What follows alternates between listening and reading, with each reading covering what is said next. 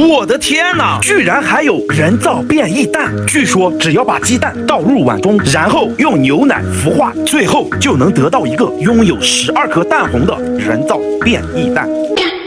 一颗蛋里能有12颗蛋黄，那我一个星期只需要吃1颗鸡蛋不就行了吗？把迷你蛋放进牛奶里泡，真的就能变成这种变异蛋吗？姐，要不然我们也来试试。但是这种迷你蛋上哪儿去买啊？得是那种迷你小鸡仔才能下出来的蛋吧？有那么小的小鸡仔吗？不然咱们去门口小卖部问一下。对，说不定小卖部老板知道哎。走起！宝子们，迷你蛋给你们买回来啦！除了这种白色的蛋，咱们还买了视频同款花色的，还有黄色的蛋，可以把它们拿回来吗？刚才还在我手里的，怎么找不着了？太小了。这个蛋很贵的，你居然弄掉了！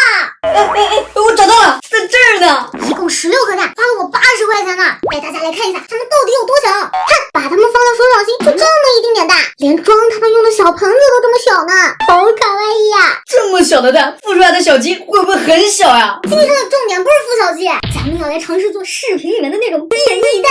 这个牛奶和碗我已经准备好了，咱们先来第一步，把它们泡进牛奶里。咱先把这些小蛋蛋们放进可爱的小碗里，然后来加点牛奶，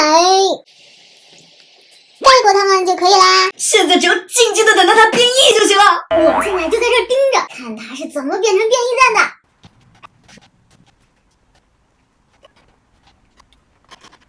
这都等了1个小时了，为什么它一点反应都没啊？哎呀，你越是在意，它越是变不了啊。那不然我先出去玩一会，等一下再回来看看，说不定就有变化了。对，我们先别管它，等一会儿肯定有惊喜。那就给它盖上一层纸遮遮光，3个小时以后我们再回来看它。A few inches later. 外面天都黑了，还下雨了，赶紧来看看它怎么样了。掀起你的头盖来，怎么感觉好像没啥变化呀？咱来捞捞看。哎，这不还是原来的样子吗？根本没变化呀。姐，这网上的视频都不能信啊，都是假的。算了，那就等到明天再看看呗。那我下去打游戏了。6.5 hours later. 我的天哪！小雨，不得了了！鸡蛋真的出现了！这也太玄乎了吧！你什么时候发现这个蛋的？就是刚才啊，我刚刚突然过来就看见它了。这该不会真的跟视频里一样，是那种有很多蛋黄的变异蛋吧？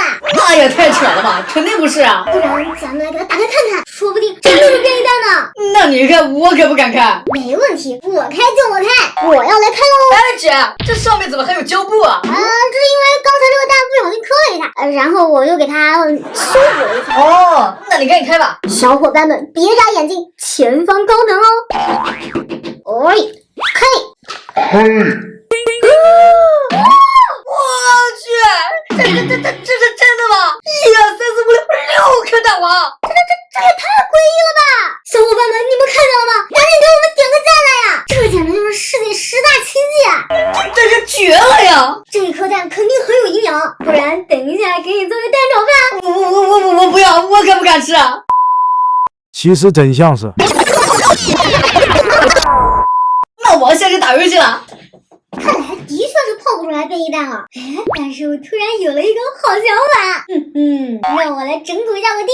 这次我要给他来个大反转。首先，我们需要准备一枚真的鸡蛋，然后咱们需要2瓶水精灵以及1包乳酸钙粉。接下来，我要用它们手工来做一个人造变异蛋。嘿，咱们先把这一颗蛋给敲开，然后把里面的蛋黄给倒出来，留着晚上炒蛋炒饭吃。把黄色和粉色的水精灵倒在一起，然后给它搅拌一下，看它现在是不是变成了蛋黄的颜色啦？